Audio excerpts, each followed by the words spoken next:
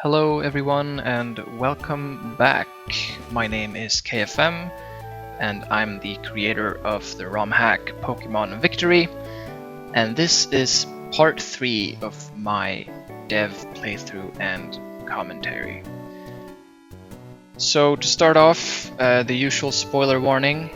I will be spoiling pretty much everything in this game, so if you haven't played the game yet, or if you think that you'd like playing it, please go ahead and do so before you keep watching, as the game is best enjoyed, or at least it is in my opinion, going in completely blind.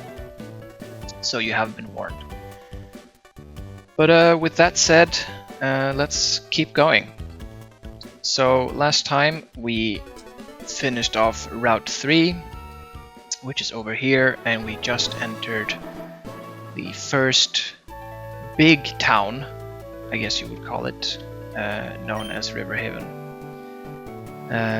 Something I thought I might do actually is use the town map at the start of each episode to sort of show you where we are.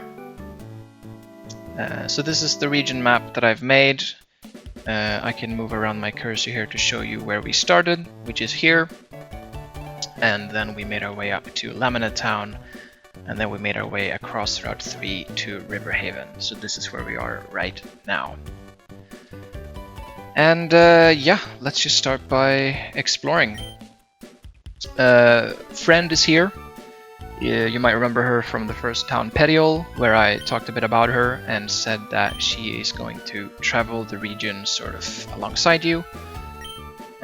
She doesn't show up everywhere, but she shows up here for the first time, and then she'll move on later and show up in another place as we go on.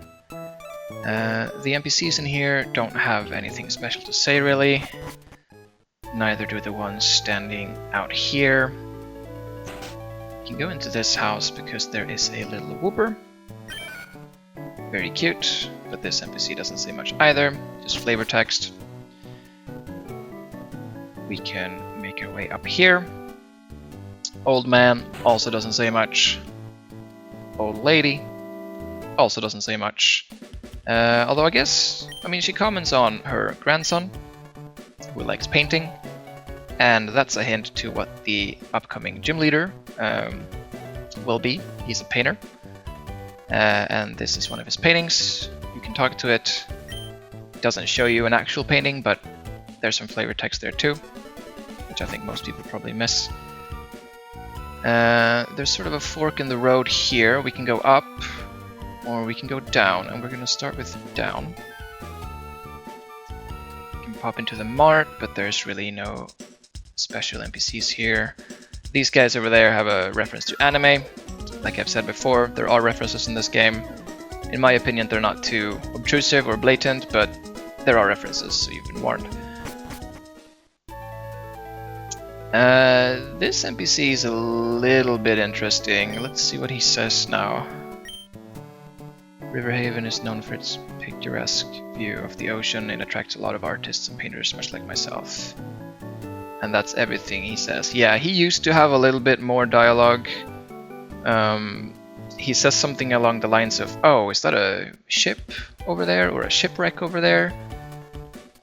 Which was supposed to be a sort of clue to the fact that you can actually make it down to the water down there and surf to the east and find a bunch of secrets.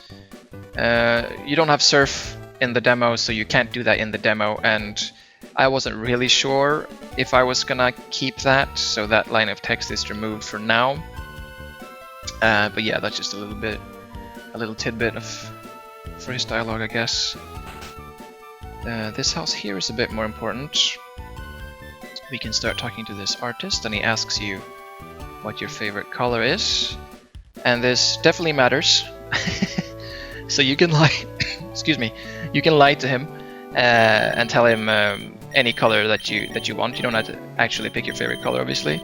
I would recommend going with yellow, because he gives you a shard item of the same color that you choose. So he gives you the yellow shard if you choose yellow. And yellow shards are useful, and that is because you can use them to buy stuff, and we'll get to that probably in this episode, so I'll talk more about that once we get there. This gentleman is also very good to talk to. He sort of explains evolution requirements, that you need to find them by talking to NPCs, finding items, and they allow you to evolve your Pokemon, and then he gives you a requirement for Zigzagoon.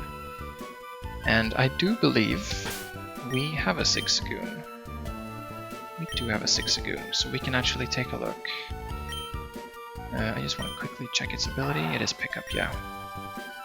I wanted a Zigzagoon. I said this earlier, but I wanted a Zigzagoon because it has the pickup ability, and I want to sort of talk about pickup and what it can pick up. But we haven't picked anything up, so we'll just keep that for later. But if we go to Zigzagoon and we go down to evolution, we are now on Zigzagoon's evolution menu. You might remember this menu from the previous episode, but this time we've actually unlocked the requirements to evolve Zigzagoon. So instead of, if I press up here on my D-pad, instead of there just being question marks down there and no text, there are now actual lines of text that tell us what we need to evolve Zigzagoon. We need to level it to 20, and it needs to follow us 40 steps in a straight line. And once those conditions are met, we can evolve it. So I guess we'll return to this menu if we ever meet those requirements. But we haven't obviously met them yet, so we'll just keep that in mind for now. Do that in the future. That's actually one of the more enjoyable evolution requirements that I made, I think. Walk 40 steps in a straight line. That's pretty hard. 40 steps is a long trek, and you cannot turn at all or it'll stop counting and you have to start from scratch. So you have to sort of walk around the region and find a stretch of land that you think is 40 steps, or you can count obviously, and then just run across it with your Zigzagoon following you, which is quite fun. It adds like a little mini game where you have to think and pay attention to the world and look for a long stretch of land. It's cool. It's probably one of my favorites. Alright, this guy. He is very important. He stops you. You cannot go past him without him stopping you. There's a motorbike outside. I don't know if you heard that. He asks if you are a trainer, which we obviously are, and then he gives you the EXP store. Now, this is not an EXP share, and it is not an EXP all. Those are previous incarnations of this item, I guess you could say, in the original games. But this is my take on the EXP share. I call it the EXP store. As the scientist says, it passively collects experience points during battles. And once you have some experience stored, you can use this item from your bag on a Pokemon and level them up. This is my solution to tedious grinding, I guess you could say. I think in Pokemon it's very common that you have to level up your Pokemon. Obviously, that's part of the game. And you have to grind against wild Pokemon or trainers to level them up so you're strong enough to keep going and fight the battles that you need to fight. And that can get a little bit tedious if the game isn't doesn't have a nice level curve, I guess, and doesn't provide you with enough mandatory experience to keep you on the curve. But it's also quite annoying if you find new Pokemon and you want to add new Pokemon to your team, and they're most likely going to be lower levels, right, than the ones you have. So then you have to go back and grind them up to the same level as your team, which just wastes a bunch of time. So my idea was to have an XP item that you don't need to give to a Pokemon or anything. It just sits there, it absorbs experience as you go, and then you can just use it whenever you want to dole out some experience. Here it is, it sits in your key items. You press it, you can register it if you want, just like a normal key item. And if you use it, you hop into your party screen and you're asked to pick a Pokemon to level up. Now, we just got this item, so it doesn't actually have any experience points in it. So no matter who I choose here, the text in the bottom left is going to say cannot raise levels. That's because we don't have any experience to give and raise their levels. You can see how much experience the XP store has. If you press check, then it tells you we have 0 experience points stored. So I figured I'd get this now, and we'll just keep it on us for a while, and we'll keep playing, and then we'll get back to it once we have some experience, and I can sort of show you how it works and talk a little bit more about it, because I have some points that I wanna bring up as well. Yeah, right. Actually, let me just show you. If you keep walking to the southeast here, you enter Route 5. This is the route that takes you further on into the game, or into the region. If we check our map here. So this is this long route here. So we're not going to go here yet. You can go through the entirety of Route 5. You can get down to the Ranger Outpost, which is here, but there it stops you, and it requires you to have a gym badge to keep going. So we are not going to go down here for now. We will do that in a later episode, I think. But let's head back up. Have Oddish first in our party, because there are a lot of water Pokemon coming up. Because if you hadn't guessed it from the blue theme and the water and the name of the town and everything else, this is a town with a gym leader who uses water Pokemon. But there is also someone else that uses water Pokemon. So this is Amy. She is what I like to call the second rival of the game. The first one being Brandon, which we met earlier. And she's a bit different. She doesn't sort of mirror your journey like Brandon does, because Brandon starts alongside you, right? In the same town, he gets Pokemon at the same time as you, and you sort of go throughout the game at the same time. But Amy sort of does her own thing. She shows up here and there.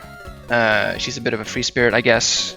And as you'll see later in the game, she has a large amount of different Pokemon. She always shows up with different teams and different types and everything. So she is clearly way more experienced when it comes to battling. And she asks you immediately, right off the bat, if you've heard of type resonance.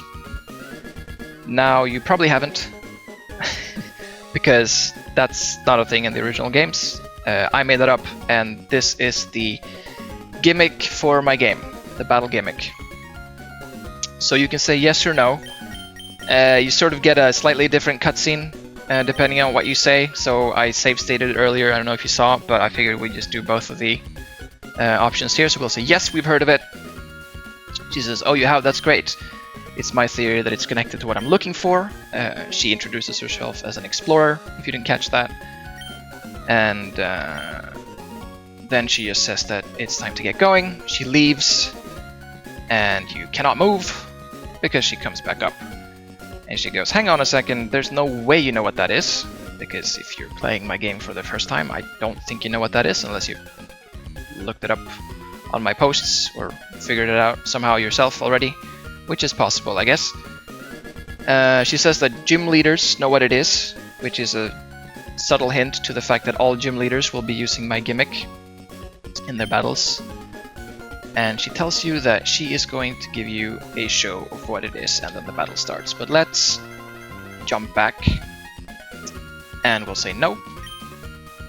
And she says, yeah, that's understandable, not a lot of people know what this is, which is also a subtle hint to the fact that regular trainers will almost never have type resonance, at least not in the demo.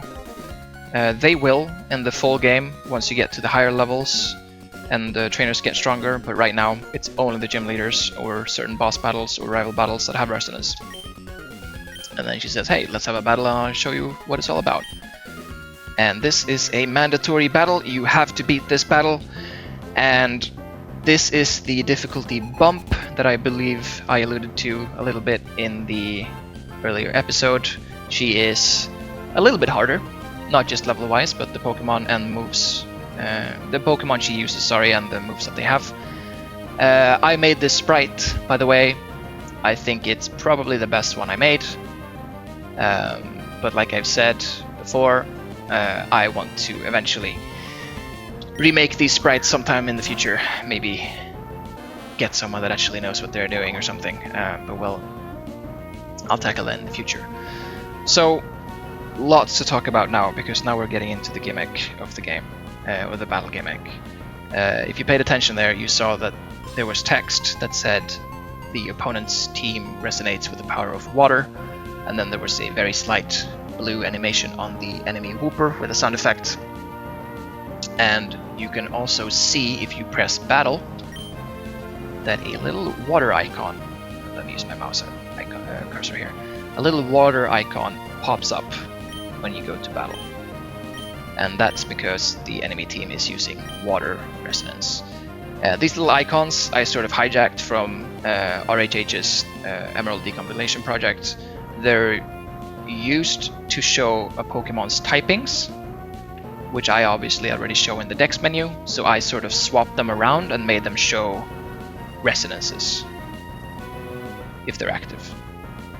And yeah, remember the word resonances, because that's the name of my gimmick, so I'll just be calling it resonance or type resonance. But we can jump into the Dex menu actually. This is another perk of the Dex menu, because you don't know what these resonances do, but you can very easily check by going into the Dex menu and having a look for yourself. So here we have water resonance. Your Pokemon gain the Rain Dish ability. I don't have space here to explain what Rain Dish does, so either you know what Rain Dish does or you'll have to look it up. Sorry about that, but that's just how Pokemon is, especially Gen 3 when there's not a lot of space to write what abilities actually do. And your Pokemon's damaging moves have a 50% chance to inflict the wet status. Now that's the new status that we saw very briefly in the previous episode.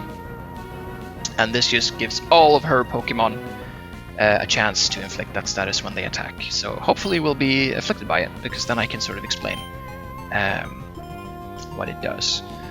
But we have Oddish out, so let's just start absorbing. We shouldn't have too big of a problem. Actually, we'll see. She is, like I said, pretty deceptively strong. And I love Mudslap. I love missing. Nice. My Oddish does not love missing.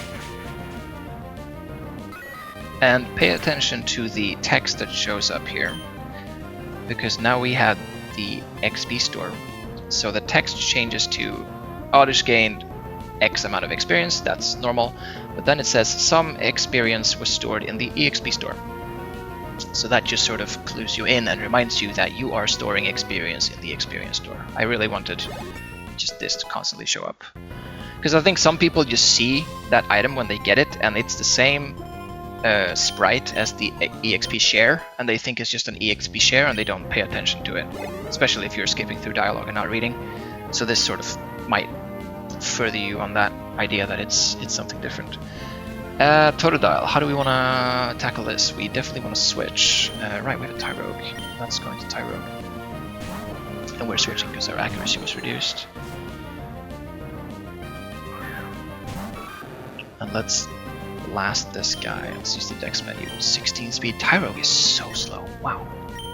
That is actually kind of crazy.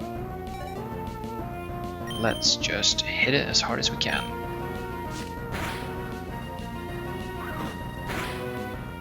Pretty good. But yeah, this is gonna get dangerous, as you'll see in a second. Okay, I don't think Feint knocks it out, but we are definitely going to give it a go. Wow, that's really good. Feint is very nice.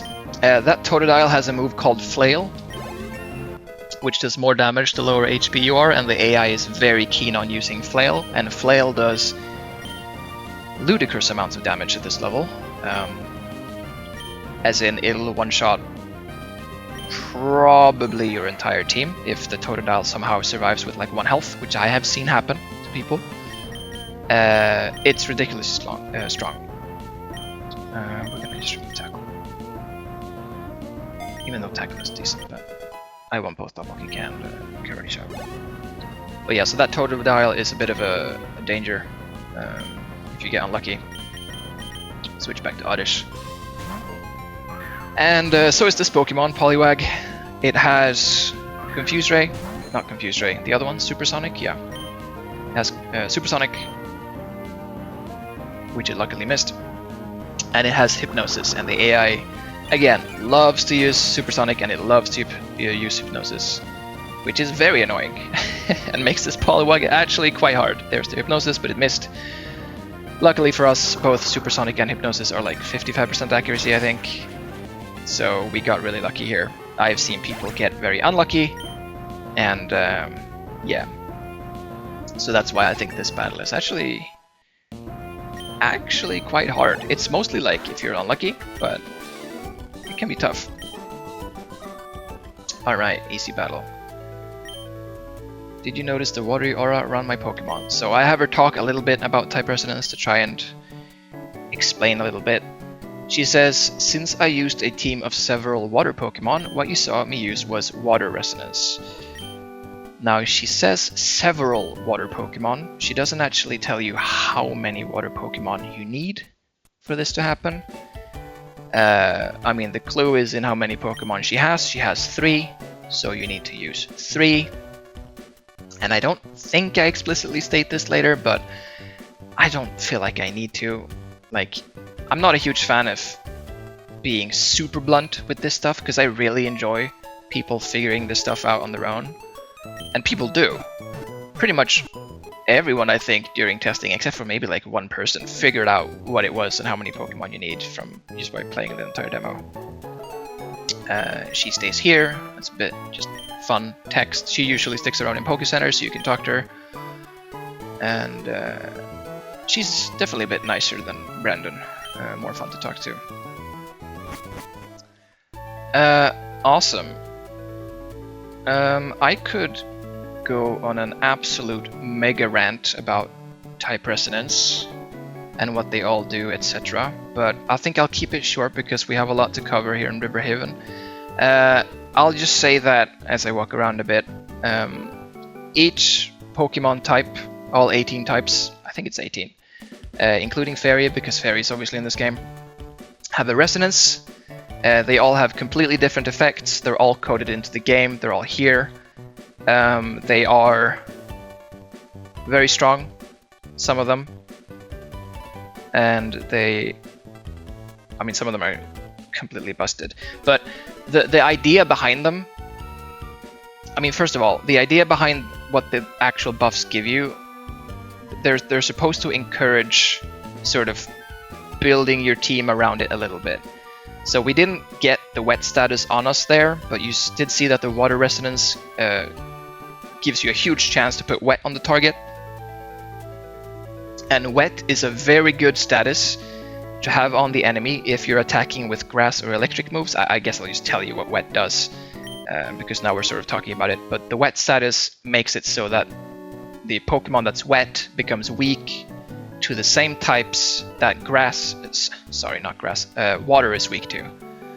So the water type in Pokemon is weak to grass types and electric types. So a wet Pokemon becomes weak to grass and electric. No matter what type they are before, it completely overrides like immunities. Like a ground type that's wet is still gonna get hit super effectively by electric moves, which is part of why I think wet is absolutely insane. You can make any Pokemon in the game weak to your moves if you have electric and grass moves, which is very strong. There are obviously countermeasures. Pokemon that are immune to status for whatever reason, you can't wet a water Pokemon, although they're obviously already wet to or weak to water and grass. But dual types like Swampert and Marshtomp that are water ground are not weak to electric, obviously, and you can't wet them. The Fairy Resonance, I guess I'll just spoil what Fairy Resonance does. Fairy Resonance makes you immune to status. Well, that's half of what it does. It does other stuff too, but I'm not going to spoil that, I guess. Maybe that'll come up later. So that's sort of a counter to Water Resonance. Yeah. So, but yeah, as I was saying before, Water Resonance gives you a high chance to wet, so you sort of want a team where you have 3 water Pokemon,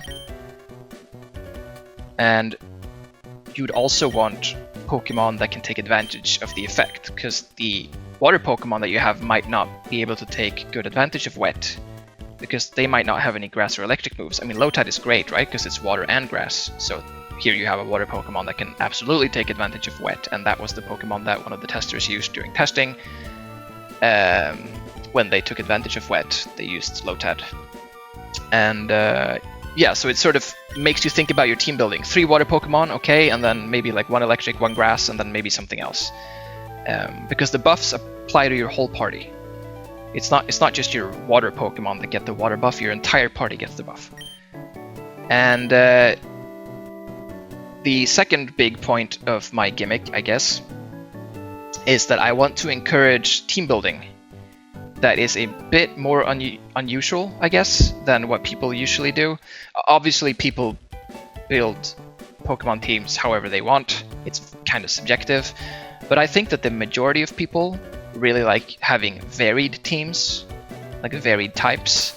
Like you'll have 1 grass type, you'll have 1 water type, you'll have 1 dark type, you'll have 1 fighting type, you'll have a fire type, you'll have a flying type, you know? Like you want to sort of cover your team's weaknesses with a bunch of different types, which is smart because throughout the game you'll face all of the types there are, and it's good to have something ready for every type. But I wanted to try to circumvent that and make people want to build teams that are monotype or use a lot of Pokemon of the same type. And obviously you could sort of circumvent this by using Pokemon with dual types like Lotad here. This is a water type, yes, but it's also a grass type, so you sort of get both here. And that's also a good segue to this party menu here. Because on this party menu, you might have noticed that something is slightly different if you've played Pokemon before, which I'm sure most of you have. To the bottom left, or well, here it's the bottom left, here it's right under the HP bar, but it says the type of the Pokemon. So for Mudkip up here, under the yellow HP here, it says WTR, which is water. And this is not the type of the Pokemon, well it is in this case, but it is the type that the Pokemon is contributing to the resonance. Does that make sense? So Mudkip is contributing water. Zigzagoon is contributing dark, even though Zigzagoon is a dark and normal type. Tyrogue is contributing fighting, because Tyrogue is fighting type. And Lotad is contributing grass. Now on some of these, more specifically Lotad, Zigzagoon, and Oddish, you might have seen this text pop up here that says R, and then a little arrow, and then change. And this is to encourage you to press the R button on your Game Boy or your controller, because this changes the type that the Pokemon is contributing to the resonance. So I can change Lotad from contributing grass to contributing water. And this is obviously because Lotad is both a grass and water type, but you can only have a Pokemon with a dual type contribute one of its types to the resonance mechanic. So now it's contributing grass. You can see that Oddish is contributing grass. So if I had a third grass Pokemon, we would have grass resonance. But if I change Lotad to water, and then we also have Mudkip that gives water, and we had a third water Pokemon, then we would have water resonance. Now the reason a Pokemon that's dual type can only contribute one type is that it becomes very messy very quickly. So if Lotad contributed both types, you could just have 3 Lotads and you would have both water resonance and grass resonance, because, spoilers, you can have more than one resonance. There's nothing in the code that prevents that. And you would have water and grass just from having 3 Pokemon, and then maybe you'd have 3 Combustions in your party, which are fire fighting, and then you would also have fighting resonance and fire resonance. Now you have 4 resonances. Now that sounds really fun. Like, in theory, that sounds like, whoa, crazy, I can have 4? Awesome. But it becomes too much, and it becomes too strong, and there's so much to think about if you go all the way with 4 resonance. I feel like that you don't really build a team. You just sort of press a move that's really strong because of the resonances and just blast. Like there's a limit to how much information. I was about to say there's a limit to how much the information the human brain can hold at a time, and that's probably true, but I don't think you reach that limit here. But what I'm trying to say is that if there's too many variables, especially at the same time, it becomes just a chore to try and figure it out, and you might feel forced to have as many resonances as possible. So I thought it was just nicer, cleaner, easier for me to design, easier for players to play with if I just had one resonance, or a Pokemon can only contribute one of its types to resonance.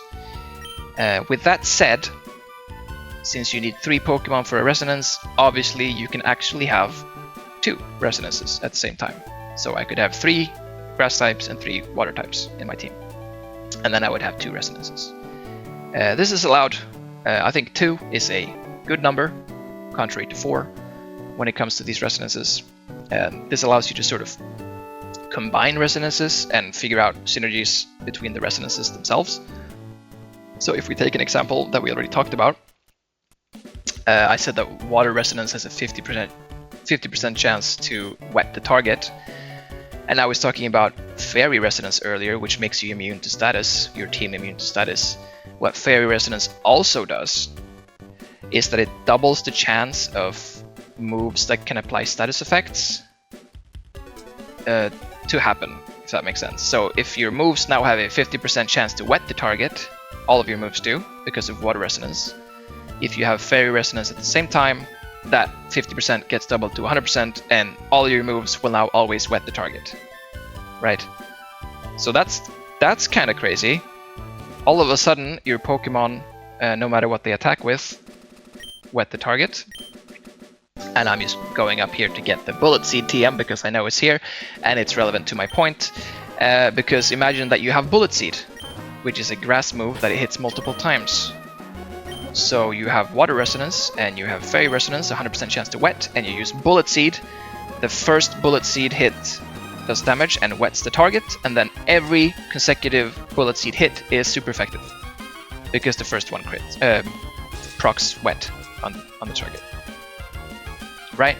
So you see this sort of like synergy and sort of like the thought process that you can go through, and you can like figure this stuff out on your own. There's loads of combinations like this.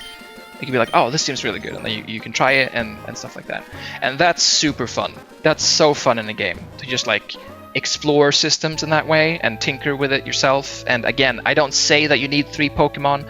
I don't say that you can have 2 resonances at the same time, but if you explore and try out stuff yourself, you'll figure it out. I'm sure you will. And eventually, super later on in the game, gym leaders will start having two resonance types as well, because they're like super late game, super strong. Elite Four and stuff will probably also have 2 resonances, right? So you'll figure it out for sure, just by playing the game. But the earlier you figure it out, the earlier you can take advantage of it. Wow. Okay. Right. So I said I was gonna talk like a little bit about resonances, I think, but that was a lie. But yeah, I got all that off my chest. So let's focus back now to where we're actually going. We just beat Amy, so we can go up here. This is the trainer school, and we are going to enter the trainer school. I'll tell you really quick. There's a bunch of NPCs in the trainer school. And after you go to the school, they come out here and play on the little grassy playground or whatever. Or I think this is a grassy playground. That was my idea. Some people think it looks like a chessboard, and I'm not sure. But I think it looked nice with the little different colors here. But if you beat the gym leader, or rather after you beat the gym leader, all of these NPCs sort of leave because they're moving on. Like the little sisters in here and grannies in here. And once you beat the gym leader, they go back home. So if you want to experience the school and talk to everyone, you should do that before you do the gym. Again, you don't miss anything, item-wise or rewards-wise or anything. But it's fun to explore. So go into the school ASAP. Here's Granny. She's the school school teacher. She asks us which types of moves flying type Pokemon are immune to. This girl answers. Then she asks, does anybody know the 4 resistances of the ice type? And if you played Pokemon before, you know that ice types have 1 resistance. But ice is one of the 3 types that I have changed a little bit in this game. So ice, I mean, that's the only change to ice actually. They got 3 more resistances. And your little sister lets you know them. It's dragon, flying, water, and other ice type moves. And yeah, that's the first mention of this, I think, so keep that in mind. But there are other ways to know what the type changes are. If you talk to Granny after this, which we will do, and I will show you the type changes. Alright, final question. See if you guys can guess the answer to this one, because I think I made this one a little bit hard, I'm not sure. If a level 73 Guts Flareon switches out into Toxic Spikes and uses Blaze Charge on a Dazzling Ampharos, how much damage is dealt? KFM, why don't you answer this one? I can answer this one. I actually know the answer to this one. Right, she doesn't mention the Toxic Spikes here because I wanted to fit all the text in one box, and the Toxic Spikes has nothing to do with anything. Actually, most of this is just red herring stuff. This is just for fun. It doesn't matter if you get this question right or wrong. It doesn't matter whatsoever. I can actually save state here and show you all the answers. So the answers we have are 158 damage, 73 damage, 0 damage, and what. If you say what, Granny says what is not an answer to a question, which is very true. So let's jump back. If you do 158 damage, that is wrong. It is not 158 damage. If you do 73, that is also wrong. I don't even know how you would calculate this because you don't know the stats of the Pokemon in my game unless you have documentation next to you. And also of note is that Blaze Charge is a move that I made up. That is not a real Pokemon move. So this question is kind of impossible because you don't know what Blaze Charge is. And again, it doesn't matter if you get it right or wrong. But Blaze Charge is a fire type quick attack, and that should clue you into the answer, because if you use a priority move, which quick attack is, and thus Blaze Charge is, on a Pokemon with the Dazzling ability, then that move doesn't work, because Dazzling negates all priority moves. So the real answer is 0 damage, because the move never happens, it fails, and then it does no damage, which she comments on here, Granny. But yeah, and your sister calls you cool. That's the reward for getting the question right. I guess that is a pretty big reward actually. So, I mean, do your best when you play this game to answer that question correctly, I guess. Sister talks to you, hugs you, and then she moves outside, and then she plays around on the grass. And she goes out to play. This guy over here, flavor text. These two over here, flavor text and reference, I'm not sure I should talk to them, because if you know this reference, it's a bit...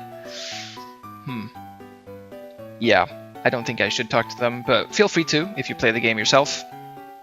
What I can say is that they do mention Lucy's house in Lamina Town, and if you remember, Lamina Town was the first new town that we got to, and that had a house called Lucy's house, where you can do some Pokemon battles, and they say, oh, maybe I should get an Eevee from Lucy's house in Lamina Town. And that is sort of a hint to you, the player, that you can get an Eevee there.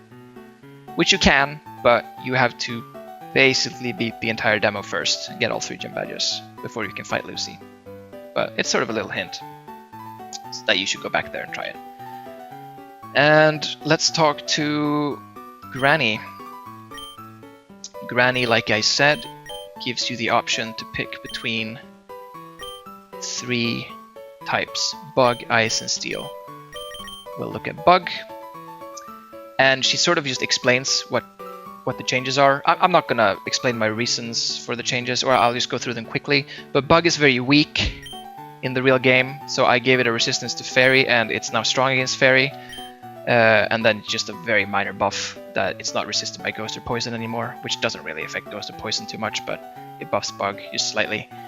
And yeah, so that's because Bug is one of the weakest types in the game, Fairy is one of the strongest types in the game by far, so I felt like this was a very nice interaction to give Bug a niche against the very strong Fairy type. So Bug is actually very good in this game, it's very fun to use. Ice, like I said, it gets 3 more resistances. So Granny only tells you the changes. So here she says Ice resists Dragon, Flying, and Water. Ice also resists ice, but that's in regular Pokemon. These are only the changes that I've put in. And then for Steel, Steel is very strong defensively, so I just made it not resist Grass and Psychic. Just slightly nerfed its resistances without making it weak to anything new. So, in my opinion, the Steel changes are very minor, the Ice changes are actually probably pretty nice, especially late game, and Bug changes are pretty nice too. She also sort of tells you this under the guise that this is the stuff you usually forget. She doesn't say, oh, Pokemon Victory has type changes and here they are. She sort of has like an in-game reason to tell you about them, I guess, but hopefully you figure out that these are the changes that I've made. You can also talk to the Blackboard. The Blackboard lists Wet and Frostbite because those are the statuses that are new. Wet I explained to you guys, but I forgot one part of it actually, so we'll read here. Being wet makes a Pokemon weak to electric and grass type moves, this is correct. But it also means that if a wet Pokemon is hit by an ice type move, that Pokemon is no longer wet, but gets Frostbite. Which I thought was a cool reaction, because if you freeze something that's wet, I guess it like freezes. I guess if you freeze something that's not wet, it also freezes. Whatever. It's cool, right? And then Frostbite. Frostbite is the special attack version of Burn. Frostbite is not something I made up. It's in, it was introduced in Legends Arceus, I think. But Frostbite is in the game instead of Freeze. So Freeze is not a thing, but Frostbite is. NPCs running around over there. They have some cute flavor text. That's Friend up in the top right corner. She moved over here. We saw her in the beginning of Riverhaven before. She sort of just encourages you to go back and talk to Granny and maybe read the Blackboard, because that's where I have a bunch of information, right? So she sort of reminds you to go there. But right, let's try to beat the gym before we end this episode, and then we've done pretty much everything in Riverhaven. The guy outside the gym, there's always one of these guys close to a gym. They tell you what the gym leader uses. He uses water Pokemon, and which types are pretty decent. So grass and electric are pretty decent. And we have an Oddish, so we should be fine.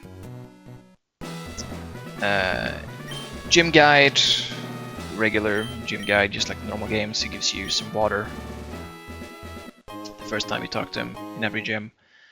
My gyms don't have any puzzles. Don't know if I'll change that for the final game. I don't think so. I have puzzles in other places in my game, so this is just a bunch of trainers. No custom art here, or no custom tile sets, I should say, in the gyms. They're just using previous gyms' tile sets. The gym leader has a custom art though, which we'll see soon. This gym used to be very, very hard before. Everything was much higher level, and the gym leader uses the water resonance, which he still does. But I really wanted him to sort of make use of water resonance by having like a grass type and an electric type. So he had a Lotad and he had a Chinchou, which is water grass and water electric respectively. And then he sort of used those to first wet you and then hit you with grass or electric moves, which was good because it showed what the wet status does very effectively, but it was bad because it was incredibly strong. And I deemed it too difficult for the first gym, so I changed his lineup of Pokemon. He does not have... Oh, we're wet, awesome. He does not have a Lotad and he does not have a Chinchou anymore. I changed it. Now he's much nicer. The level cap, by the way, which I don't think I've mentioned, and there are level caps in this game, which I also don't think I mentioned. is 15. So the highest level we can get to is 15. It'll go up to 20 once we beat the gym leader. And he used to have, the gym leader, I mean, he used to have his ace Pokemon be level 16, I think. So just one level over the level cap. But I also deemed that just unnecessarily hard for the first gym. It's fun to make stuff hard, it's fun to make a challenge, but I mean, I have so much space to make fun challenges later, right? Especially if you can like re-battle gym leaders. I can make this guy really hard later on. So now I just want to focus on making a good difficulty curve. Goldeen is water normal in my game, so its normal stab is very good. Fun fact, I used to learn horn attack at a lower level. So this Goldeen used to spam horn attack, which did a lot of damage. I also deemed that too strong, so I just made horn attack at a later level, sorry. And now it just spams tackle, which isn't as dangerous. Alright, nice. Let's just do a quick little potion heal here. We have one potion, excellent. We should buy more later. Oddish. Yep, Tyro can survive. And here we have the gym leader. I'll use save state here because I'm used to save stating before I talk to gym leaders when I test stuff. He asks you how many badges you have so he can adapt his team. This is a hint to the fact that the map design and order in which you do the gyms later on in the game, so not in the demo, but if the full game is released, it will be sort of variable, so you can do gyms in different orders. And I sort of established here that they always ask you for how many gym badges you have, so they know how hard they should go on you. And yeah, I made this art of him. Not a huge fan of this one. I think it gets the idea across that he's a painter and he wears one of those like sort of Japanese yukatas or something similar. I'm not sure. And the little wooden shoes. But yeah, and definitely. Yeah. All right. He slides in and makes a comment. This is a very cool feature of the RHH Pokemon Emerald decompilation project. They have trainer slide-ins, so here it activates if you use a super effective move. He just comes in and comments on it. I think all gym leaders have a trainer slide-in now. They didn't used to, but I added it before release, which is just, I don't know, gives them a bit more personality to talk during battles, I think. Which is nice. Alright, Wingull. Right, so this gym leader has a... where would I against Wingull? Sure, start off at least. This gym leader has a Wooper, which is very easy for a grass type because it's 4 times weak to grass. It has a Wingull, which is not easy for a grass type because this is part flying type, obviously. But you might have an electric type if you caught Pikachu in the beginning as your second starter, or if you found the Mareep, which I realize now I didn't show where to get Mareep, but I can do that before we end the episode. And yeah, so this one's 4 times weak to electric, so it's sort of a boon if you have both grass and electric in this fight. Not that you need it. I think Mudkip will get it relatively low here, and then we can just switch to something. Interesting that the AI is bouncing between Water Gun and Peck. Maybe it noticed that Water Gun actually did more. Yeah, which is good for us because then we can swap to Tyro, but we don't need to swap to Tyro because this thing is, yeah. Wow, that was 2 crits, I think. We're making up for the bad luck we had in the previous episode where I actually wiped to that Doduo. His ace Pokemon is a level 13 Wartortle, which, oops, doesn't actually evolve at level 13. In the real games it evolves at level 16, and in my game it also evolves at level 16. My bad. That's because it used to be level 16, and then I nerfed it down to 13, and I forgot to change the level requirement to evolve it. So you cannot have a level 13 Wartortle, but this guy can, unfortunately. But that is just a bug that I will fix in the real game. that's released. But yeah, paralyze him. Blast him with absorbs. This should not be a problem. Again, this guy is not too hard. I mean, he's got a war turtle with bite, water gun, withdraw. Right, you probably saw him use withdraw there. Withdraw is changed to be just like King's Shield, so it's a protect move that only works against moves that do damage. And if you hit him when he uses it, your attack is lowered, just like King's Shield. Because I thought withdraw was kind of useless, so I changed it, and withdraw is sort of like the signature move of the Squirtle, War Turtle, Blastoise line, I think. Not sure if it actually is, but it sort of feels like it, because they jump into their shells, right? Alright, no problem. Something quick to note about level caps and the XP store that I didn't say before. If you're level capped, as if Oddish was level 15 here, the XP that you would have gotten all goes into the XP store. So no experience points are lost, which I think is awesome. It couples really nicely with level caps. We definitely want poison powder. Well, let's just replace those. Yeah, it couples really nicely with level caps, so experience is never wasted. And you need to pick up the XP store to continue, because you need it to walk past that scientist before you enter Route 5, so everyone will have it. And yeah, I just think that's really good. It's very nice synergy.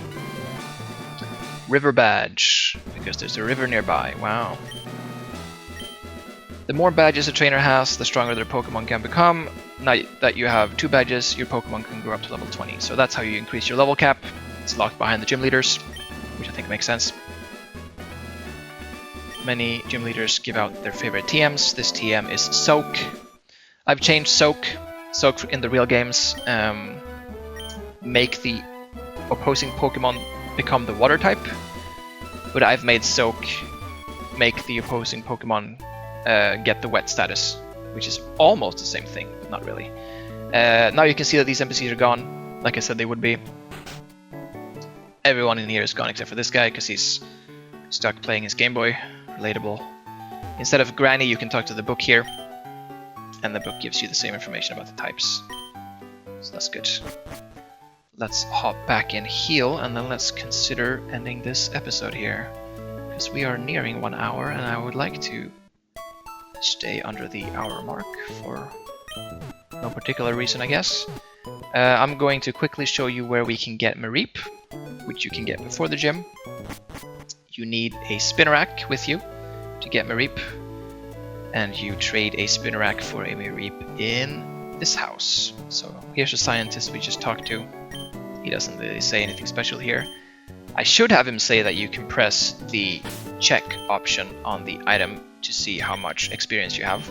We have 873, but that is something I realized in hindsight. So here's the Mareep you can get, and if you talk to this girl here, she asks you for a Spinarak. But we don't have a Spinarak. Right, now before we end, just 2 quick things. I think next episode we're gonna explore to the north, because there is Route 4 up here, which I was in briefly when I got Bullet Seed from this guy over there.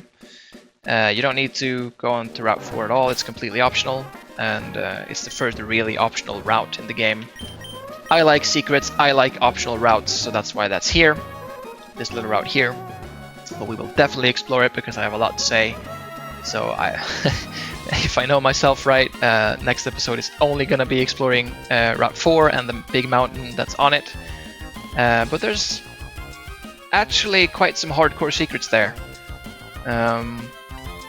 which I'm not going to spoil now, but we will need to catch another water Pokemon, which we have a slot open for, so that's going to be perfect. And the last thing I wanted to mention is something that I have completely forgotten, I believe.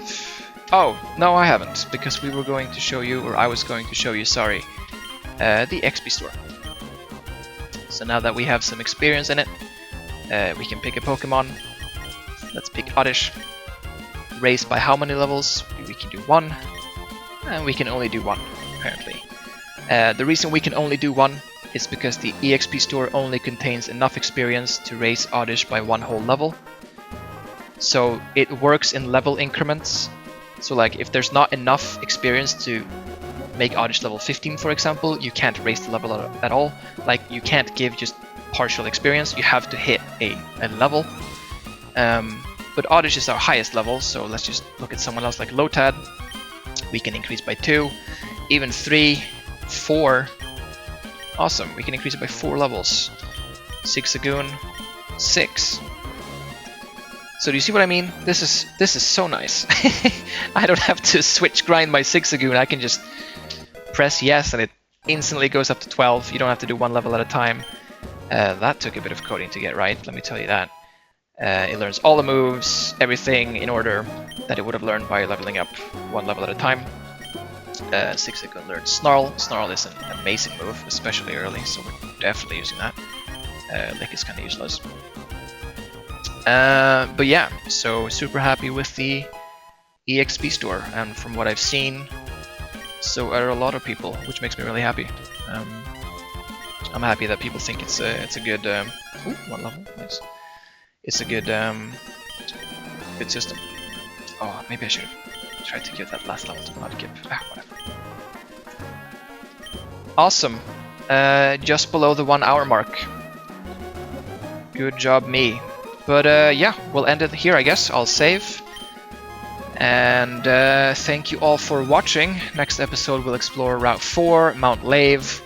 We'll find Amy. We'll find a part of the cave that you can fish in, where you can find a Pokemon that you can only find there, that I don't think anybody has actually figured out yet.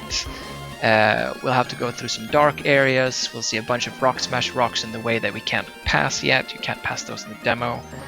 And we'll find a lot of stuff near the top, including a very strong specific Pokemon. But more on that next time, I guess. So thank you everyone for watching, and I'll see you in the next one.